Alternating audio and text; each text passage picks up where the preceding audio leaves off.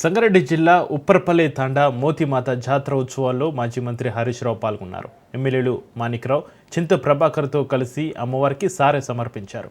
బంజారాల ఆరాధ్య దైవం మోతిమాత ఆశీస్సులతో రాష్ట్ర ప్రజలు సుభిక్షంగా ఉండాలని హరీష్ రావు ఆకాంక్షించారు.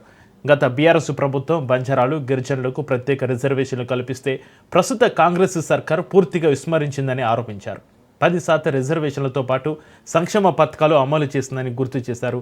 ఎన్నికల్లో హామీ ఇచ్చిన గిరిజన బంధును రేవంత్ సర్కార్ ఎగ్గొట్టేందుకు చూస్తుంది అన్నారు. ఈ రాష్ట్ర ప్రజలందరూ కూడా అమ్మవారిని దర్శించుకున్న వారందరికీ శుభం కలగాలి, ప్రజలందరూ కూడా సుఖ సంతోషాలతో ఉండాలని కోరుకుంటా ఉన్నా. మరి రాష్ట్రంలో కాంగ్రెస్ ప్రభుత్వం అధికారంలోకి వచ్చింది. వారు గిరిజనులకు మరి ఎన్నో హామీలు ఇచ్చారు. గతంలో కేసీఆర్ గారు 10% రిజర్వేషన్ అంటే విద్యా ఉద్యోగాల్లో గిరిజనులకు 10% రిజర్వేషన్ను ఇచ్చారు. తండాలు గ్రామ పంచాయతీలు చేశారు. తండాలకు త్రాగునీటి సౌకర్యం కూడా కల్పించారు.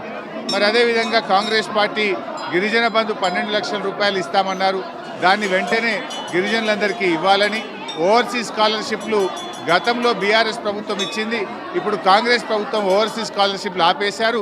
గిరిజన పిల్లలు విదేశాల్లో చదువుకోవడానికి ఓవర్సీస్ స్కాలర్షిప్లు కూడా అందించాలని చెప్పి మేము బీఆర్ఎస్ పార్టీ పక్షాన ఈరోజు ప్రభుత్వాన్ని డిమాండ్ చేస్తూ ఉన్నాం.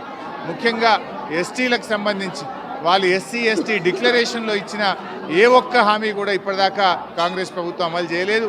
మహిళల ఆడపిల్లల పెళ్లిలకు తులం బంగారం ఇస్తామని కూడా గతంలో హామీ ఇచ్చారు.